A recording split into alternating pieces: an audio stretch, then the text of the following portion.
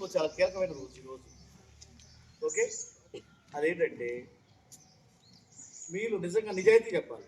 మీలో ఎంతమందికి ఈరోజు వరకు మేము పెద్దవాళ్ళు అయిన తర్వాత చదువులు పూర్తి చేసుకుని ఫలానా చదువు పూర్తి చేసుకుని ఫలానా స్థాయిలో స్థిరపడాలి అని ఇప్పటికే ఆ లక్ష్యాన్ని నిర్దేశించుకున్న వాళ్ళు ఎవరో మీ లెఫ్ట్ హ్యాండ్ రైట్ చేయండి. మీ లెఫ్ట్ హ్యాండ్ రైట్ చేయాలి. అది మోసం చేయకూడదు. నేను వేల మంది కలుస్తూ ఉంటాను, తెలుసు మీరు ఎవరెవరు మోసం చేస్తాడని. అర్థమైందా?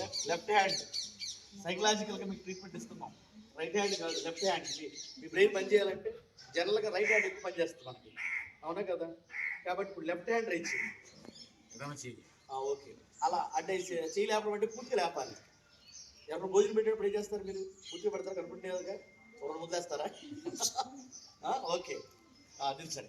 ఇప్పుడు మీకు కానీ స్వచ్ఛందంగా అంటే వాలంటరీగా లేచి మీ ఎయిమ్ అంబిషన్ చెప్పాలి. ఫస్ట్ అబ్బాయిలు ఇప్పుడు అమ్మాయిలు అందరూ ఫాస్ట్గా ఉన్నారు, అందుకని అబ్బాయికి అవకాశం ఇద్దాం. ఓకేనా?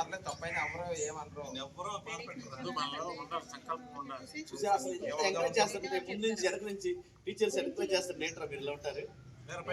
బరువు తీస్తే అబ్బాయిలు బరువు తీస్తారు, అమ్మాయి చూడండి ఎప్పుడెప్పుడైనా చూస్తారు. చెప్పమ్మా. Very good, very good. ఇప్పుడు చేయాలి మనం.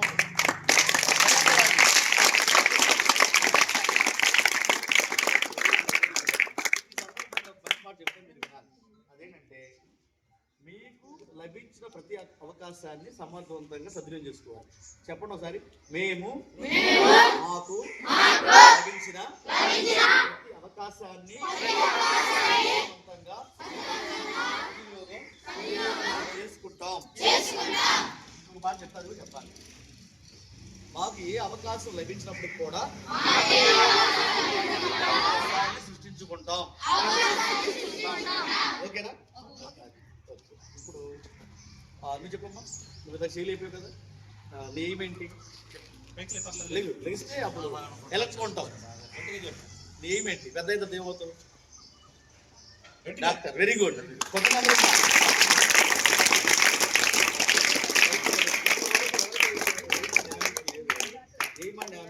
డిసైడ్ చేస్తాం. అవి రెండు రకాల అంబిషన్స్. ఒకటి ఏంటంటే చదువులకు సంబంధించి క్లాస్ చదువుతాను, ఇంటర్ చదువుతాను, డిగ్రీ చదువుతాను, పీజీ చదువుతాను కాదు. మీరు డైరెక్ట్గా చదువులు కంటిన్యూ చేసుకుంటా పిహెచ్డీ దాకా చదవాలి. డాక్టర్ ఆఫ్ ఫిలాసఫీ అంటే దాంట్లో రెండు ఉంటాయి. ఆల్రెడీ ప్రపంచంలో ఉన్నదాన్ని కనిపెట్టడం, ఇప్పటి వరకు ఎవరు కనిపెట్టడం, ఉన్నదాన్ని కనిపెట్టడం. ఇంకొకటి ఏంటంటే లేనిదాన్ని కనిపెట్టడం. ఫర్ ఎగ్జాంపుల్ ఈ మామిడి చెట్టు ఉంది, మామిడి చెట్టు అని చెప్పడం మనకు గొప్ప కాదు, దాని డిస్కవరీ అంట. అది కాదు. ఆ మామిడి చెట్టు ఆధారంగా చేసుకుని ఇప్పటి వరకు దాని మీద ఎవరైతే పర్టికులర్ అంశం మీద రీసెర్చ్ చేయలేదు అనుకోండి. ఫర్ ఎగ్జాంపుల్ ఆ మామిడి చెట్టు వేరులోకి వెళ్ళి ఆ వేరు దాన్ని తీసి క్యాన్సర్ జబ్బు తగ్గించడానికి ఉపయోగించవచ్చు అనేదాన్ని అక్కడ ఆల్రెడీ మీకు వేరు ఉందన్నమాట. ఆ వేరు ఉంటే ఏం చేస్తారు? ఆ వేరుకి మీరు ఏదైనా కొత్త పేరు పెట్టడం కానీ లేకపోతే దాంట్లోనే ఉన్న ఒక లక్షణాన్ని మీరు చెప్పడం కానీ అంటే డిస్కవరీ. అలా కాకుండా దాంట్లో నుంచి ఆ వేరులో నుంచి కొంత రసాలు తీసేసి దాన్ని ఒక మెడిసిన్గా తయారు చేశారు అనుకోండి, అది ఇన్వెన్షన్. అయితే మీరేం చేయాలి? అందరూ కూడా పిహెచ్డీ దాకా చదువుకుంటాం మేము అని ఫస్ట్ ఏం పెట్టుకోండి. ఫస్ట్ ఏం పెట్టుకోవాలి, చదివి చదవకపోయింది. రెండవది ఏంటంటే లైఫ్లో మనం ఏమవ్వాలి నేను ఎందుకు చెప్పమ్మా. ఏమవుతావు నువ్వు పెద్దవాళ్ళైన తర్వాత? చదువు పూర్తి అయిపోయింది నీకు. ఇప్పుడు నీ వయసు అంతా 13, 12 సెవెంత్ క్లాస్, నువ్వు 6th క్లాస్. Very good. ఇప్పుడు అయిపోయింది. ఇంకో 13 సంవత్సరాలు 20 సంవత్సరాలు 25 గంటది. అప్పుడు నీకు పిహెచ్డీ అయిపోయింది. 26 సంవత్సరంలో నువ్వు ఎలా ఉందనుకుంటున్నావు? పెళ్లి పిహెచ్డీ అయిపోయినాక చాలా చదవాలి.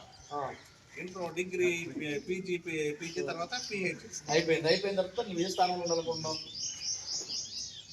చెప్పరా? ఆడపిల్లలు మీరు దూకేస్తారు, భర్త స్థానంలో ఉంటావా? అది తప్పదు. పోలీస్ అవుతావా? Very good. Police officer. నేను కొంచెం విన్నా లైట్గా, కానీ మరి వెనకాల చూపించాలి. ప్రేమ నాకు చెప్పు, స్పష్టంగా ఉండాలి.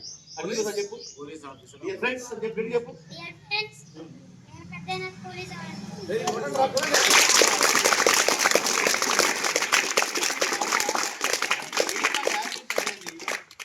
ఉన్నతంగా ఉండాలి. అర్థమైందా? ఎలా ఉండాలి? ఉన్నతంగా ఉండాలి. ఉన్నతంగా లేకపోతే ఇలా పోలీస్ అంటే ఐపీఎస్ అవుతారని చెప్పాలి. మీరు ఏ రంగాన్ని ఎంచుకున్నా దాంట్లో టాప్లో ఉంటాను పోవాలి. ఎక్కడ ఉండాలి మీరు? టాప్. ఐపీఎస్ అవుతాడు, గుర్తుపెట్టుకోండి. ఇంటి రోజు అడగండి, నువ్వు ఐపీఎస్ అవుతా అన్నావు కదా, ఈ రోజు ఎక్కడ వచ్చిన వ్యవహారాలకి అర్థమైందా? కూర్చో చెప్తా. ఓకే, అలా అయితే చిన్న మాట ఇంకో మాట. ఎవరికైతే 10 సంవత్సరాల వయసు నుండి 5వ తరగతి కంప్లీట్ చేసుకుంటున్నారో వాళ్ళు గనక వాళ్ళ life aim or ambition or goal whatever maybe target అది డిసైడ్ చేసుకోలేదు అనుకోండి, వాళ్ళు క్రైమ్ చేసినందుకు సమానం. ఏం చెప్పండి? క్రైమ్, నేరం చేసిన సమానం. అంటే ఒక వ్యక్తి చంపేసిన నేరం. ఎందుకని? ఈ రోజున మీరు నిర్దేశించుకునే ఎయిమ్ టార్గెట్ ఏదైతే ఉందో తపాయి కూర్చో. ఎవరు ఎలక్ట్లేరో వాళ్ళని చూస్తేట్లాగే అర్థమైంది.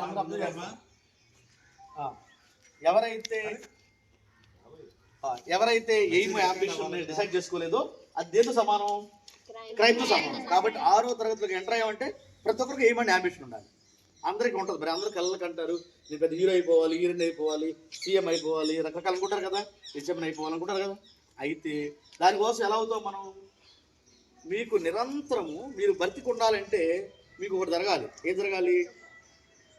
ఊపిరి ఆడాలి, గుడ్డి కొట్టుకోవాలి, రక్త ప్రసరణ జరగాలి.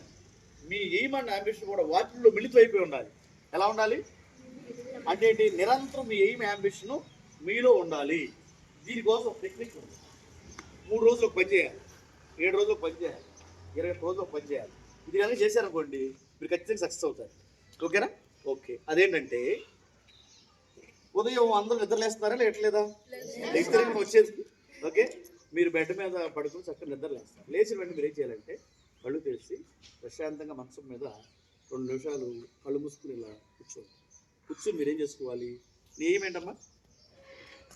కలెక్టర్ అవ్వాలి. ఇట్లా ఈ బాబు కలెక్టర్ అవ్వాలి. కలెక్టర్ అంటే ఏంటి?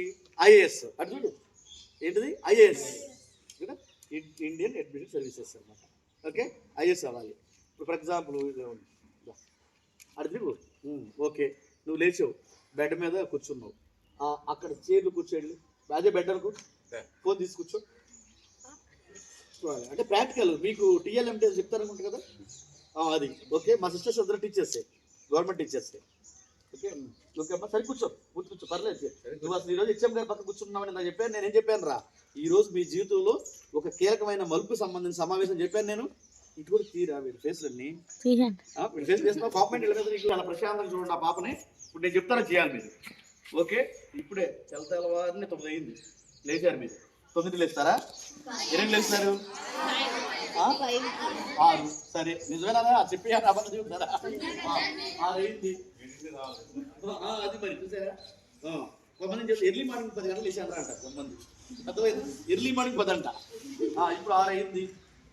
మీరందరూ ఎలాంటి కూర్చోండి. మీలో ముసలోళ్ళు ముసలమ్మలు పన్ను ముసలు ఉన్నారన్నా ఉన్నవాళ్ళు అనుకోండి. లేదంటే నెట్టారుకోండి. వెన్నుపూస్తుంది అందరికీ. వెన్నుపూసు ఉన్న వాళ్ళందరూ నెట్టారుకోండి. కళ్ళు ఉన్న వాళ్ళందరూ కళ్ళు పోయి. నేను మాట చెప్తాను. ఓకే, ఇప్పుడే నిద్ర లేచారు మీరు. ఓకే, ఇప్పుడు మీరు మంచం మీద నెటారు కూర్చున్నారు, కళ్ళు మూసుకున్నారు. మీ ఎయిమ్ యాంబిషన్ ఏంటో ఒకసారి గుర్తించుకోండి.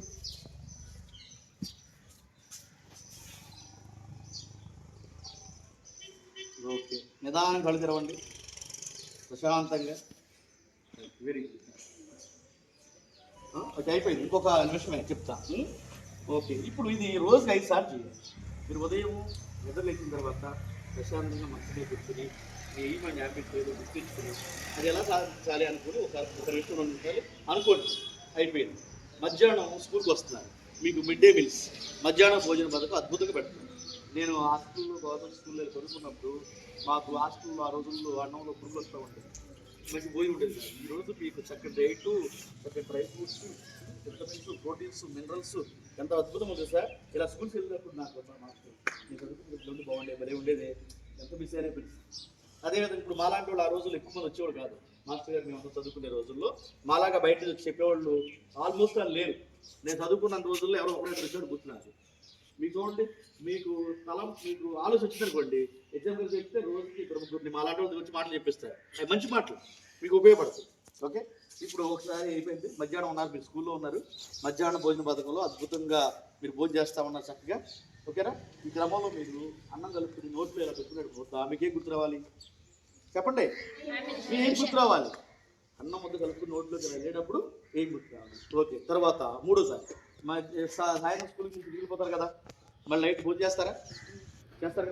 దీనికి ముందు మర్చిపోయారు, ఉదయం బ్రేక్ఫాస్ట్ చేస్తారు కదా, బ్రేక్ఫాస్ట్ చేసేటప్పుడు కూడా గుర్తు తెచ్చుకోవాలి. ఎన్నిసార్లు అయితే ఇప్పటికి లెఫ్ట్ హ్యాండ్ రైట్ చేయండి బాగా బాగా. 3 అయిపోయింది.